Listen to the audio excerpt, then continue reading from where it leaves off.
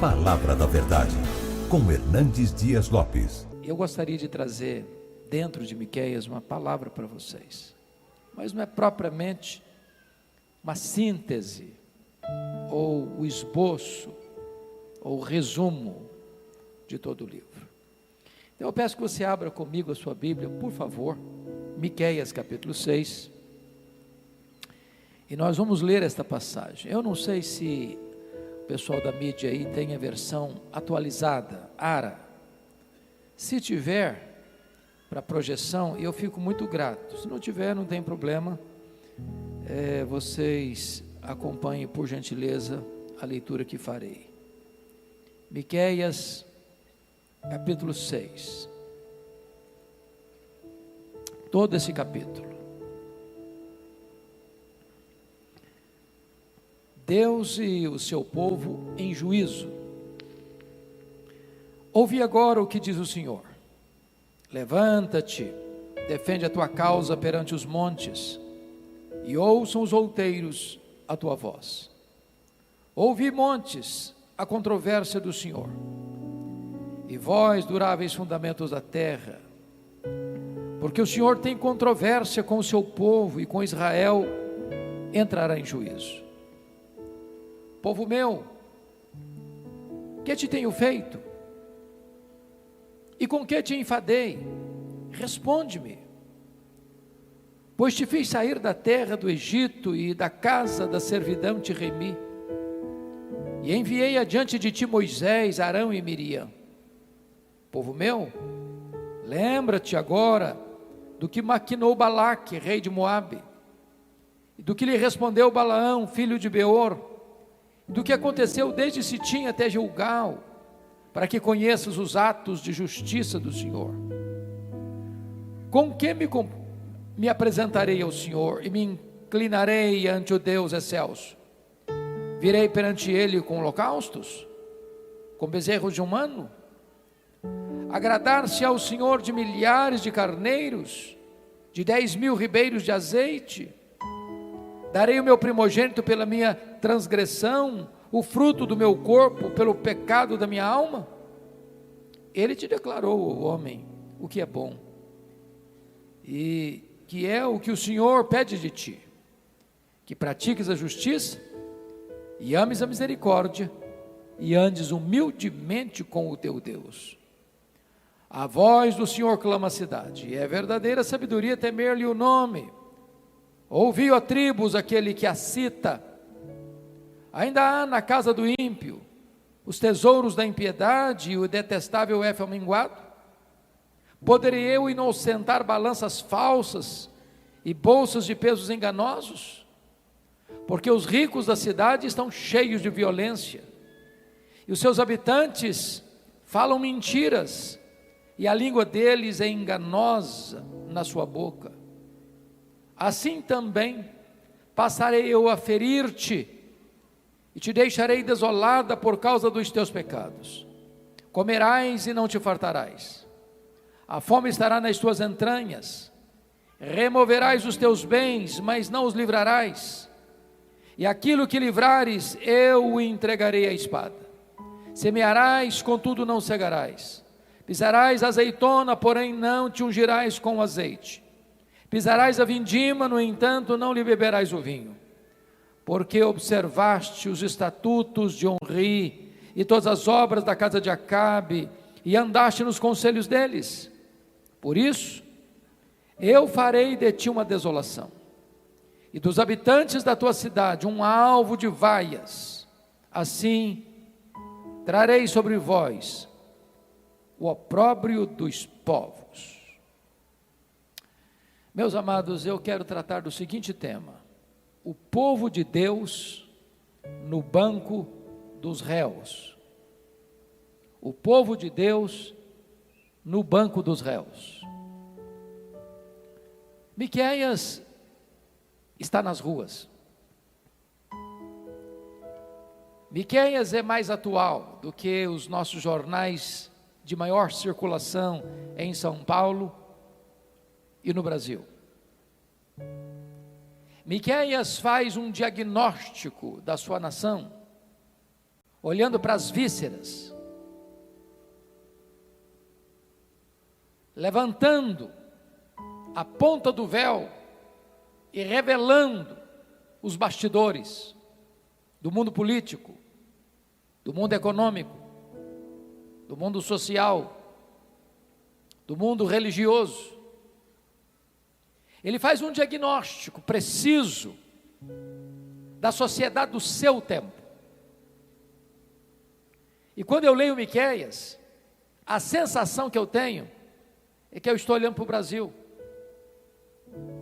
para São Paulo, para o Rio de Janeiro, para Nova York, para Londres, para Paris, para Tóquio. Esse texto vai traçar para nós, com diáfana clareza, com absoluta fidelidade, a realidade do mundo que você e eu estamos vivendo. Deus escreve a história antes dela acontecer. E então eu queria que você olhasse comigo qual é o diagnóstico que Miqueias faz da sua nação, que é o povo de Deus, para então armar esta cena do capítulo 6, que é uma cena de júri, de um tribunal, onde um réu está assentado, e ele vai receber as acusações do promotor, ele vai ter a oportunidade de se defender, e ele vai receber a sentença do reto juiz. Então, olhemos aqui, por gentileza, esse cenário. Primeiramente, Miqueias denuncia o que nós chamaríamos hoje de o aparelhamento do Estado para a corrupção. Olhe comigo o capítulo 2, versos 1 e 2. Ai daqueles que no seu leito imaginam a iniquidade e maquinam o mal. À luz da alva o praticam, porque o poder está em suas mãos. Preste atenção nisso. Tem gente que imagina a iniquidade, maquina o mal, mas não tem poder de fazê-lo, porque o poder não está na sua mão. Mas é doloroso quando aqueles que têm o poder nas mãos imaginam, maquinam e imediatamente praticam o mal, porque todo o sistema, todo o aparato está nas mãos deles. O que Miqueias está denunciando aqui é exatamente este aparelhamento do Estado para a prática do mal, da corrupção, da violência, da opressão. Olha o verso 2. Se cobiçam campos, os arrebatam, se casas, as tomam, assim fazem violência a um homem e a sua casa, a uma pessoa e a sua herança. Eles não só planejam, eles executam o mal. Eles não só desejam, eles põem em ação o mal. Por quê? Porque eles receberam poder para isso. Em vez de usar o poder que tem para a prática do bem, para a prática da justiça, para o exercício da misericórdia, eles usam o poder que receberam para a prática do mal, da corrupção e da violência. Segundo lugar, o profeta Miqueias denuncia a inversão de valores na sociedade. Lá na sociedade dele, parece que eu estou falando da nossa sociedade contemporânea. Mas veja comigo o capítulo 3, versículo 2, a parte A. Os que aborreceis o bem e amais o mal. Irmãos queridos, não é só aqui uma tolerância ao erro, uma concessão ao erro. A sociedade da época estava numa visão de inversão de valores. Eles estavam amando o mal e eles estavam aborrecendo o bem. Eles estavam chamando de luz de trevas e trevas de luz, o doce de amargo e o amargo de doce. Parece até que você ser honesto hoje é uma afronta. Um rapaz, uma moça ter um namoro santo é uma caretice. Não ir para a cama com o namorado e a namorada é uma sociedade jurássica. a pessoa não se corromper, a pessoa não aproveitar para ganhar a vida numa pernada só, numa canetada só, por meio da corrupção, seria tolo. É a sociedade que baniu Deus e perdeu o referencial do que é moral, do que é certo, do que é justo, do que é verdadeiro. É a inversão de valores. É a sociedade pelo avesso. É esse o diagnóstico que Miqueias está fazendo da sua geração e da nossa geração. Mas em terceiro lugar, Miqueias denuncia o que nós chamaríamos de exploração canibal. Olha aí comigo o capítulo de número 3, verso 1. Disse eu: ouvi agora, vós cabeças de Jacó, e vós chefes da casa de Israel. Não é a vós outros que pertence saber o juízo? Olha a parte B do versículo 2. E deles arrancais a pele e a carne de cima de seus ossos. Versículo 3. Que comeis a carne do meu povo e lhes arrancais a pele e lhes esmiuçais os ossos e os repartis como para a panela e como carne no meio do caldeirão. Olha o versículo 9. Ouvi agora isto, vós cabeças de Jacó e vós chefes da casa de Israel, que abominais o juízo e perverteis tudo o que é direito. Ele está falando de quem? Da liderança política da nação de Israel. Agem como canibais, esfolam, arrancam a pele, comem a carne e roem os ossos. O povo está sendo explorado, massacrado, sugado. A liderança está como sanguessuga, chupando o sangue do povo, explorando o povo, oprimindo o povo. Aqueles que governam não governam para o povo, governam para se lucupletar. Não servem ao povo, se servem do povo. Esse é o diagnóstico de Miqueias. Mas em quarto lugar, Miqueias denuncia a corrupção do poder judiciário da sua nação. Olha comigo o versículo, capítulo 3, versículo 11. Os seus cabeças dão as sentenças por suborno. Meus amados, dentro do nosso sistema dos três poderes independentes, que começa lá com Montesquieu, e que hoje é a base da nossa república, poder executivo, legislativo, judiciário, espera-se do poder judiciário que onde houver uma prática de injustiça, ela seja corrigida, a lei seja aplicada, a justiça seja feita. Portanto, não há nada que destrói mais a esperança de um povo e corrompe mais uma sociedade do que este poder que deve ser o guardião da Constituição se entrega à corrupção e, à luz do que está escrito aqui, dão as suas sentenças por suborno. E se dão sentenças por suborno, eles vão favorecer a quem? Os ricos, os poderosos, que têm poder para pagar. E quem vai ficar prejudicado? Os pobres, que não têm vez, que não têm voz, que não têm para quem apelar, a quem recorrer. Quando eu leio Miqueias, parece que eu estou lendo Brasil, eu estou lendo Argentina, eu estou lendo Portugal, eu estou lendo França, Inglaterra, ou qualquer outro país do mundo, na atualidade. Mas em quinto lugar, para mim isso é mais grave ainda, Miqueias denuncia o que nós chamamos de o conluio dos poderes para oprimir o povo. Olha comigo o capítulo 7, verso 3. as suas mãos estão sobre o mal, e o fazem diligentemente. Já ouviu falar no crime organizado? Eles põem a mão no mal e fazem o mal diligentemente, estudado, pensado, refletido, planejado.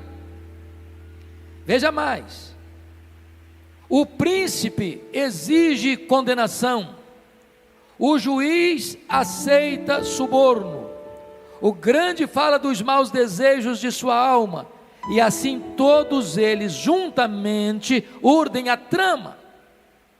Todos eles juntamente urdem a trama. É um protegendo o outro. É um poder se corrompendo, dizendo: se você me denunciar, eu também te denuncio. Se você pegar no meu pé, eu pego também no seu pé. E todos eles se juntam, conluiados, para fazer o mal, para praticar a injustiça, para trazer desesperança para a nação. Miqueias está nas ruas, Miqueias está em São Paulo, Miqueias está em Brasília, Miqueias está no Rio de Janeiro, Miqueias está entre nós, levantando a sua voz em nome de Deus, para dizer que o Deus a quem servimos não está apenas dentro de templos evangélicos. O Deus a quem servimos está no palácio, está no congresso, está nas cortes, está nas ruas, está no comércio, na indústria, na economia mundial, nas transações internacionais.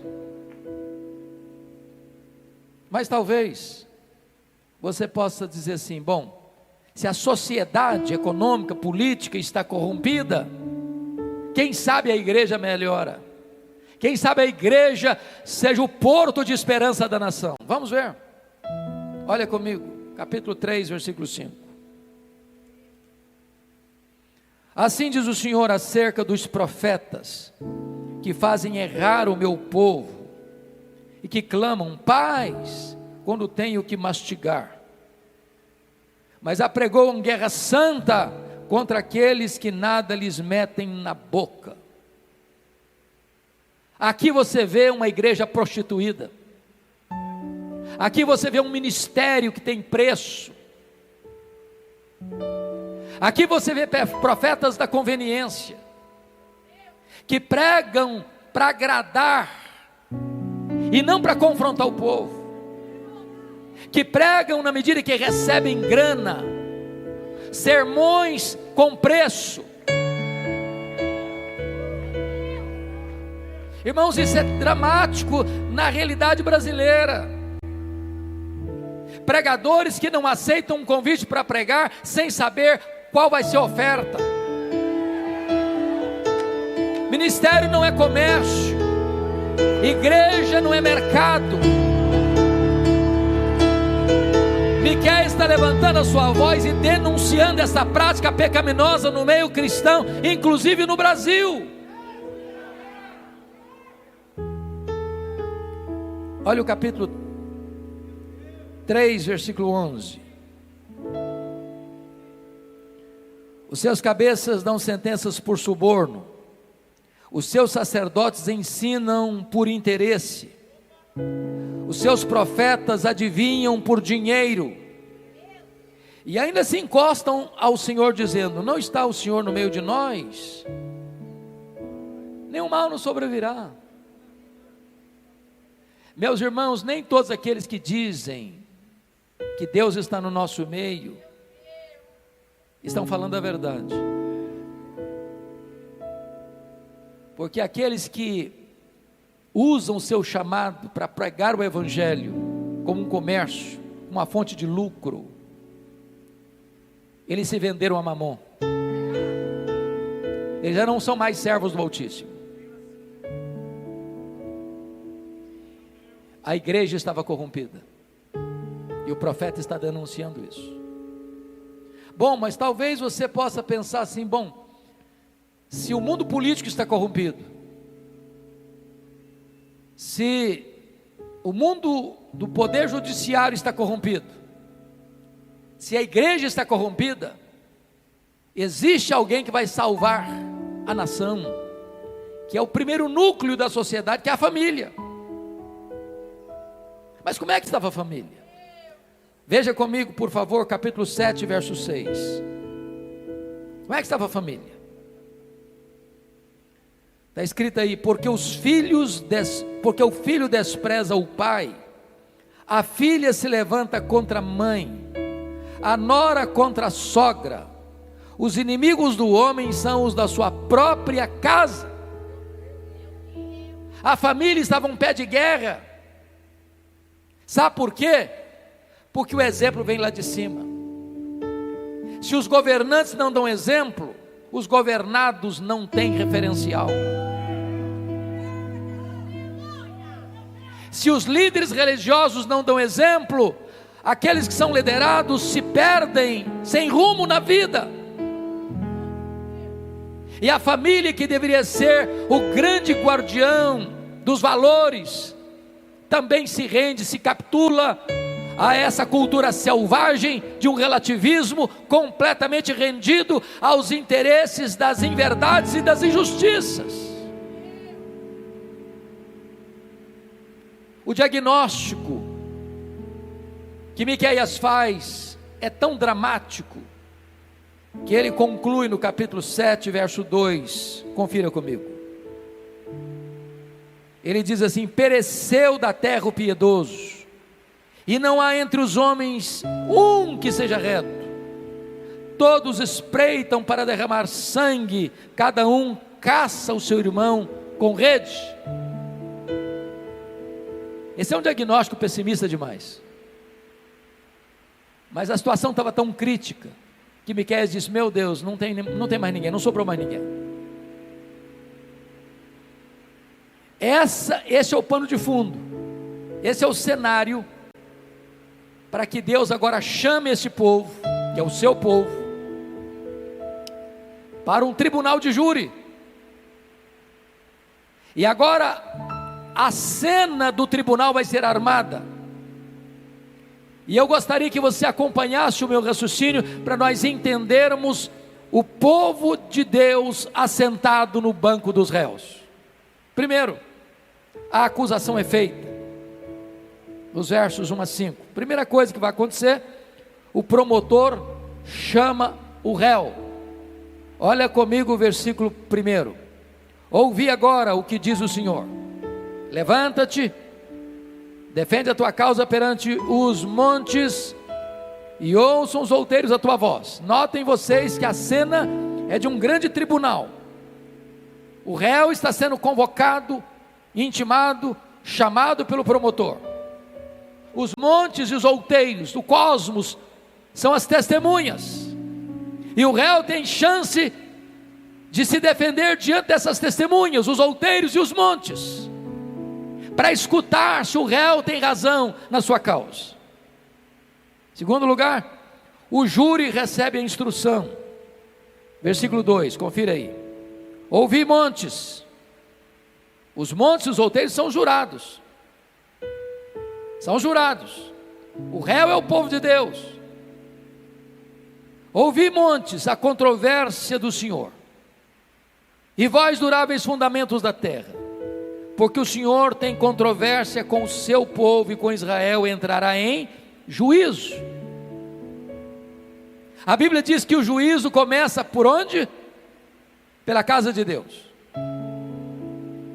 A igreja não tem autoridade de denunciar os pecados dos políticos, dos juízes, dos legisladores, se ela mesma está incorrendo nos mesmos erros. Deus está chamando o seu povo a juízo. Deus está confrontando a você e a mim nessa noite. Terceiro, a promotoria apresenta a acusação. E que acusação será apresentada? Primeiro, acusa o réu de ter se afastado de Deus. Olha o verso 3 comigo. Aqui tem uma exclamação comovente: povo meu,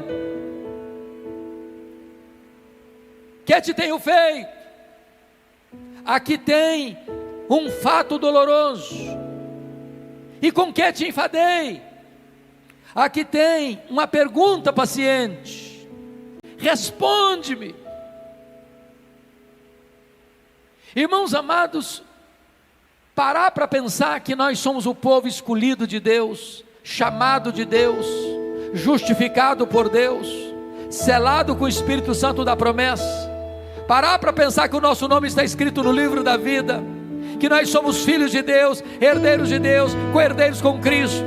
Parar para pensar que nós temos a vida eterna. E parece que nós estamos enfadados de Deus, é algo gravíssimo. Povo meu, com que te enfadei? Com que te enfadei?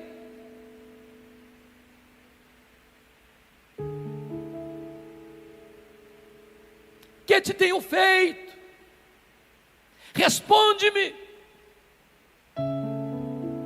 Deus está emocionadamente confrontando o seu povo. O que eu fiz para você estar enfadado de mim? Que mal que eu fiz com vocês, para vocês estarem enfadados de mim? Respondem-me. Mas mais, o promotor acusa mais. A promotoria acusa o réu de não ter valorizado a grande libertação que Deus deu a esse povo. Veja você, versículo 4, eles não valorizaram a liderança que Deus deu. Pois te fiz sair da terra do Egito e da casa da servidão te remi, e enviei adiante de ti Moisés, Arão e Miriam. Deus tirou o povo da casa da servidão, da escravidão do Egito. Deus deu liderança boa, Moisés, Arão e Miriam, e o povo despreza essa liderança, vira as costas para Deus, apesar da grande libertação de Deus.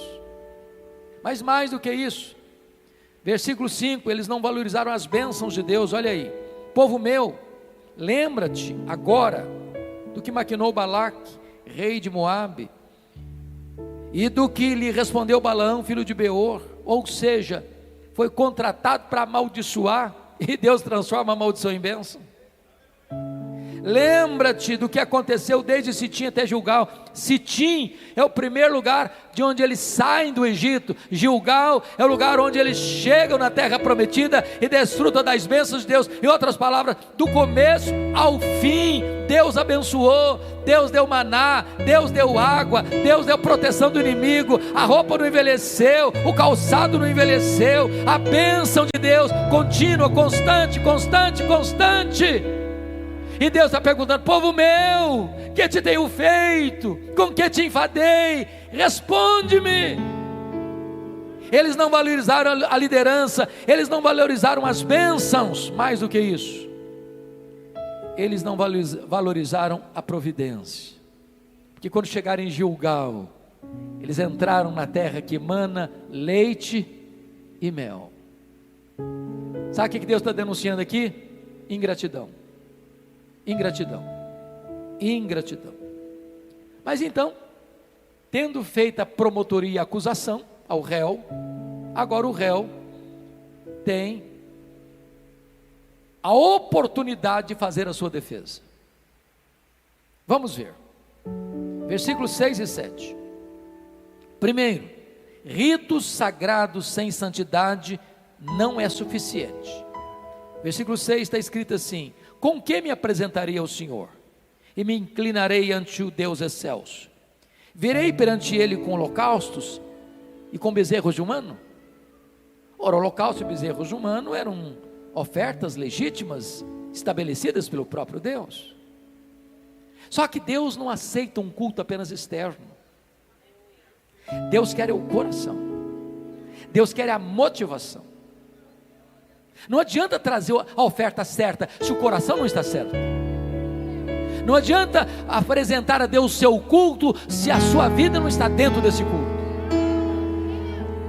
Deus não agrada disso. O que faltava em Israel não era religiosidade, era coração quebrantado, era vida no altar. Mas, já que ritos sagrados sem santidade não é suficiente, vamos ver se Deus se agrada então de ostentação. Vamos trazer muito, vamos trazer bastante, vamos trazer com exuberância. Quem sabe Deus aceita? Olha o versículo 7, por gentileza. Agradar-se ao Senhor de milhares de carneiros, de 10.000 ribeiros de azeite. Então quem é rico vai trazer coisas bultuosas. Quem sabe isso impressione Deus? Eu quero dizer para você que Deus não se impressiona com aquilo que você acha que é grande. Deus não se impressiona com a oferta vultuosa que você vai dar. Deus não se impressiona com a coisa grande que você vai fazer. Deus está olhando para o seu coração, é para a sua motivação. Mas já que Deus não aceita uma oferta legítima se não é acompanhada de santidade, já que Deus não se impressiona com coisas vultuosas, quem sabe Deus se impressione com sacrifício? Olha o finalzinho do versículo 7. Darei o meu primogênito pela minha transgressão, fruto do meu corpo pelo pecado da minha alma. Vou trazer meu primogênito para sacrificar. Deus não quer isso. Deus não aceita isso. Deus quer sinceridade, verdade no íntimo. Então toda a defesa que o réu fez é uma defesa ilegítima, infundada. Não é capaz de convencer as testemunhas, não é capaz de mudar a sentença de condenação que virá do juiz. Então,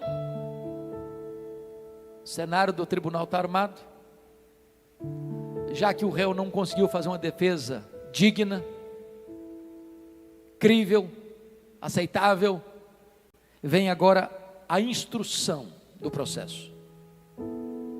Veja você o versículo 8. Ele te declarou, ó homem, o que é bom. E o que é que o Senhor pede de ti? Primeiro, que pratiques a justiça.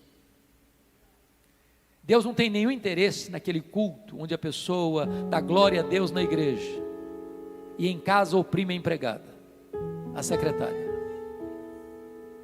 Ele dá glória a Deus, mas ele surrupia o direito do trabalhador. Ele dá glória a Deus na igreja, mas ele dá um jeitinho de se aproveitar para levar vantagem.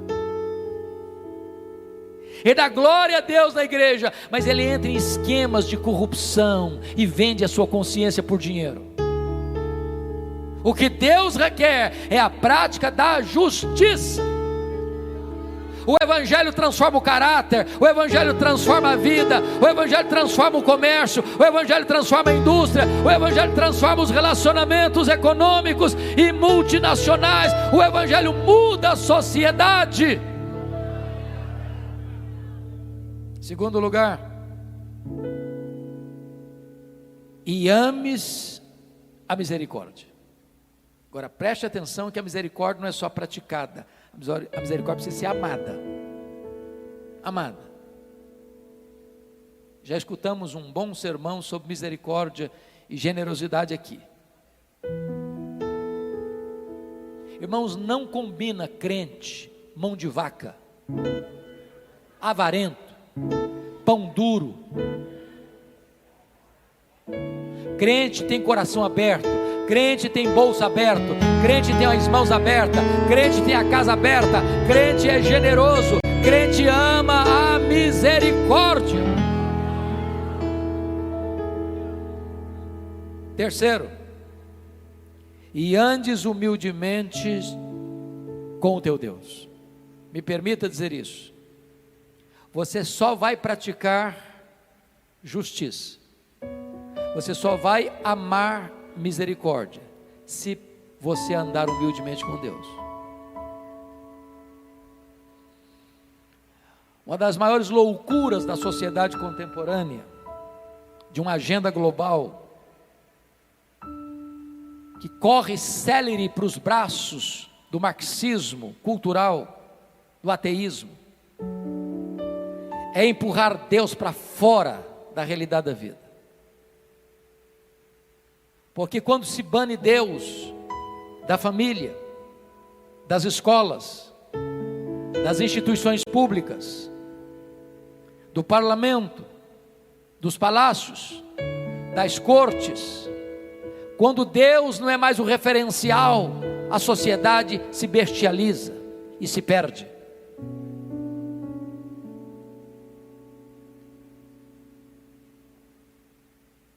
É aquele que conhece a Deus e anda humildemente na presença de Deus. Esse pratica a justiça, esse ama a misericórdia. Todos os sistemas, irmãos, ateístas são totalitários e oprimem as pessoas. Miqueias está nas ruas. Miqueias está entre nós, falando da parte de Deus.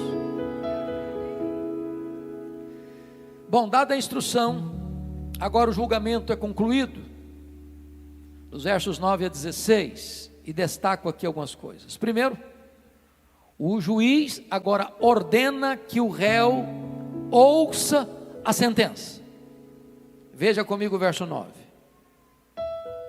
A voz do Senhor clama a cidade, e a verdadeira sabedoria temer-lhe o nome.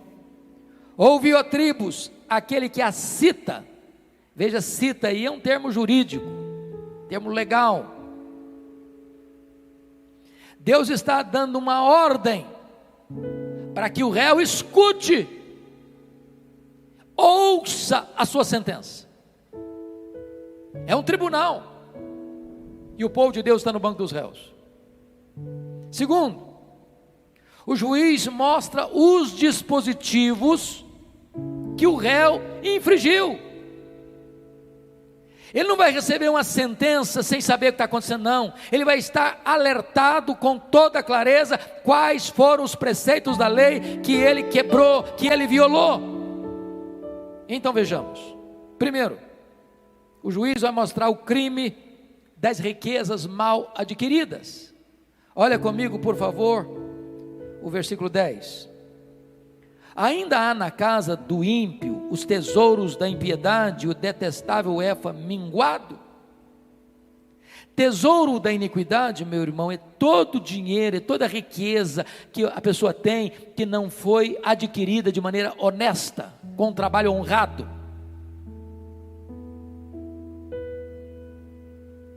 É todo o dinheiro que foi roubado, seja de uma empresa particular, ou de uma pessoa física, ou seja roubado do erário público. Ele está denunciando aqueles que se enriquecem imoralmente, ilicitamente, surrupiando o que não lhe pertence. Riquezas mal adquiridas. O Efa minguado é o camarada que tem um mercadinho e vende 1 quilo de carne e entrega 900 gramas. É o cara que vende 1 quilo de feijão e entrega 900 gramas. É aquele cara que vende 1 litro de gasolina e bota água no meio da gasolina. É aquele que dá um jeito de usar mecanismos para não fazer justiça na transação comercial, para levar vantagem.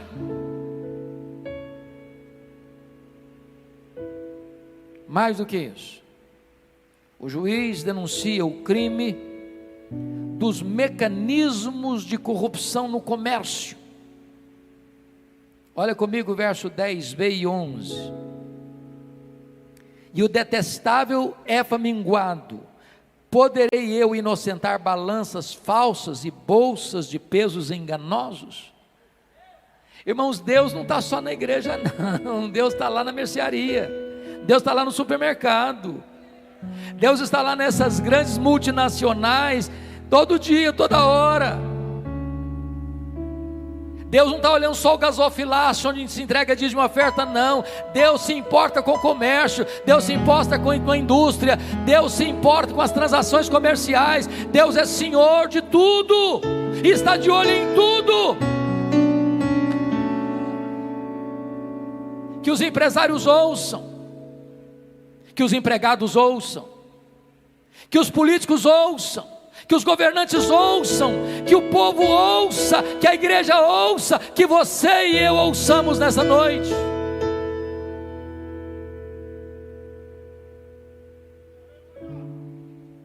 Mas mais do que isso, o juiz mostra para o réu o crime da violência contra os pobres.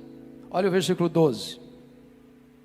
Porque os ricos da cidade estão cheios de violência, e os seus habitantes falam mentiras,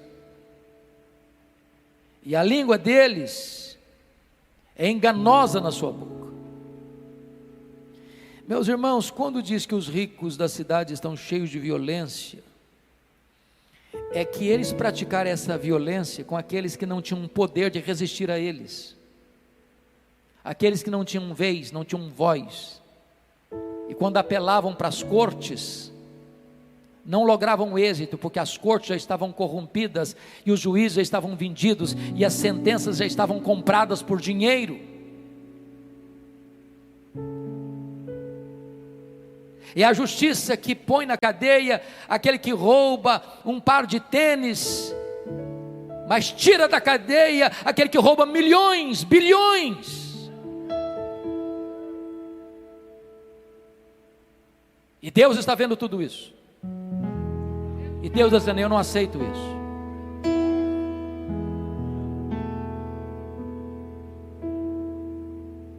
Se vocês perceberem, finalmente, o profeta está falando que o juiz, antes de aplicar a sentença, está mostrando para o réu o que ele fez, que crime ele praticou.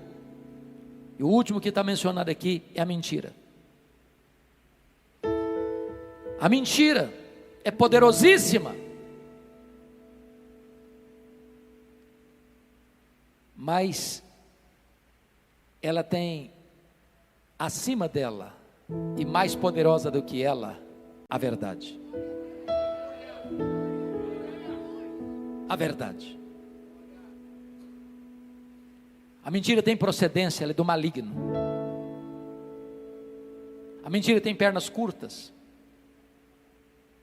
Uma hora ela será apanhada e desmascarada. Os homens maus podem enganar por um tempo, mas não o tempo todo. Os homens maus podem driblar as cortes, mas não driblam o tribunal de Deus. Miqueias está nas ruas. Muito bem. Agora, o juiz então vai aplicar a sentença.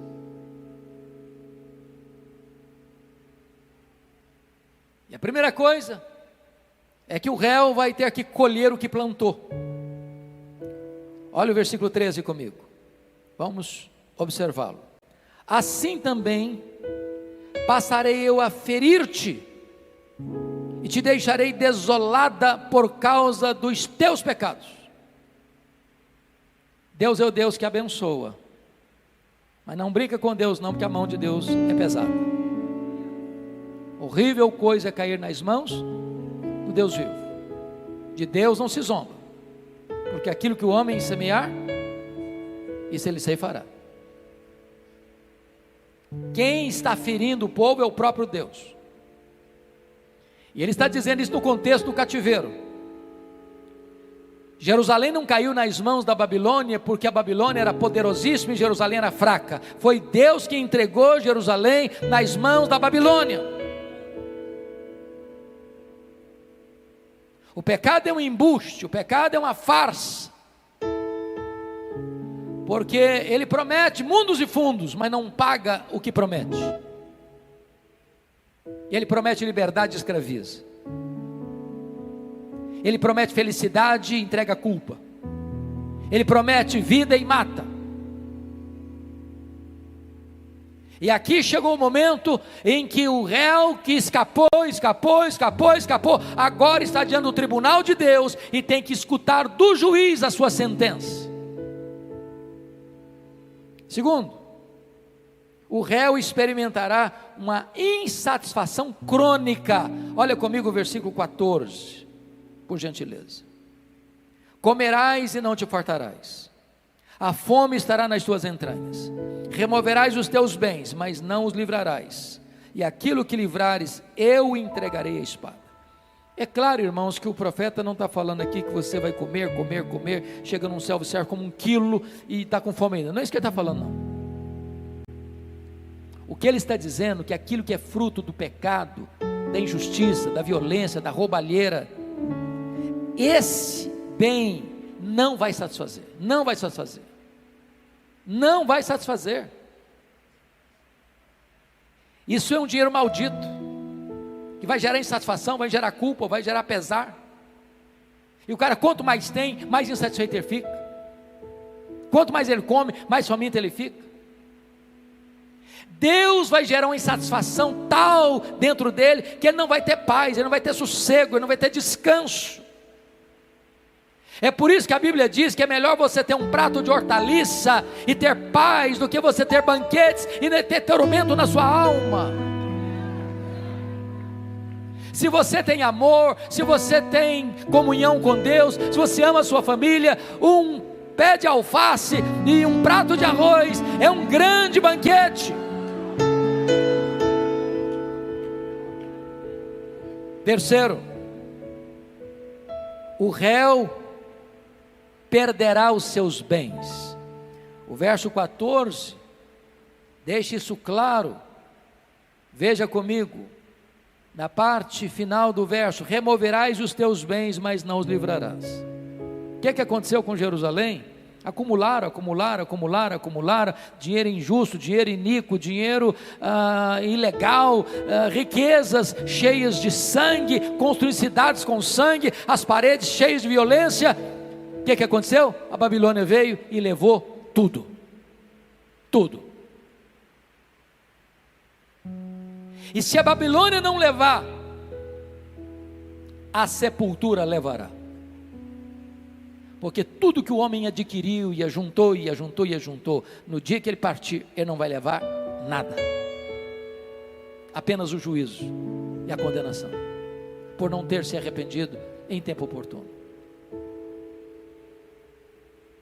Quarto, o réu terá seus sentimentos frustrados. Olha comigo o versículo 15 e o versículo 16a. Semearás, contudo não cegarás, pisarás a azeitona, porém não te ungirás com azeite, pisarás a vindima, no entanto não lhe beberás o vinho, porque observaste os estatutos de Onri e todas as obras da casa de Acabe, e andastes nos conselhos deles. Em outras palavras, meus irmãos, qualquer investimento que fizer vai ter frustração, muito esforço, nenhum privilégio. Planta, mas não usufrui. Tem, mas não tem prazer. Tem cama de marfim, colchão macio, travesseiro de pena de ganso, lençóis com fios egípcios, mas a noite é turbulenta. O pecado não compensa. O diabo é um estelionatário, ele é ladrão, ele é assassino, ele veio para roubar, matar e destruir. Só Jesus veio para trazer vida e vida em abundância. Então se fecha a sentença com 70 anos de cadeia. Versículo 16: por isso eu farei de ti uma desolação, e dos habitantes da tua cidade um alvo de vaias. Assim trareis sobre vós o opróbrio dos povos. Aqui está dando a sentença final, que esta nação, esta cidade, este povo vai ser levado para a Babilônia. 70 anos de escravidão, 70 anos de prisão, 70 anos sem liberdade. Eu não sei quanto a vocês, mas quando eu escuto Miqueias, me dá um desespero. A pergunta é: tem esperança? Você olha para o Brasil hoje e pergunta: meu Deus, tem esperança? Você olha para Brasília hoje e pergunta: meu Deus, tem esperança? Você olha para a América Latina hoje e pergunta: meu Deus, tem esperança? Você olha para a América, para a Ásia, para a Europa, para a África, para a Oceania e pergunta: meu Deus, tem esperança? E o profeta Miqueias abre a porta da esperança. No capítulo 5, versículo 2, ele profetiza a chegada de um governador, de um presidente, de um rei justo, que trará a justiça, que trará a verdade, que trará a salvação. E tu, Belém Efrata, pequena demais para figurar como grupo de milhares de Judá, de ti sairá o que há de reinar em Israel, e cujas origens são desde os tempos antigos e desde os dias da eternidade, e é sob a batuta deste Rei dos Reis, deste Senhor dos Senhores, que nós estamos nesta noite. Ele trouxe salvação nas suas asas, Ele é o sol da justiça, Ele é a brilhante estrela da manhã, Ele é o Deus vivo e poderoso, Ele é o maravilhoso conselheiro, Ele é o Deus forte, Ele é o príncipe da paz, Ele é o Pai da eternidade, Ele é a razão da nossa vida e da nossa esperança.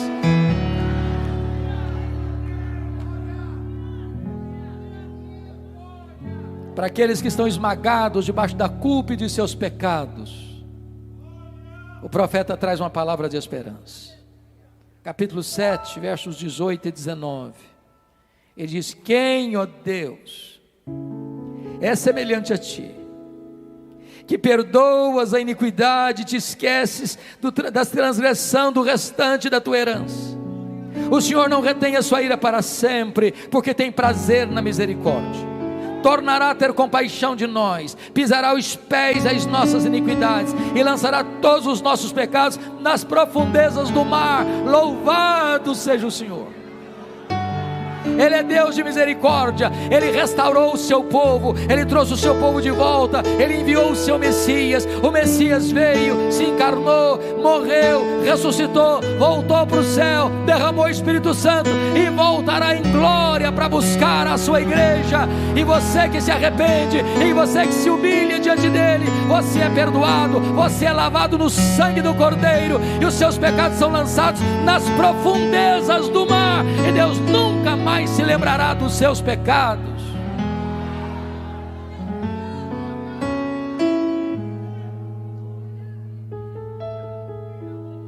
Eu não sei como é que está você hoje, mas eu peço que você se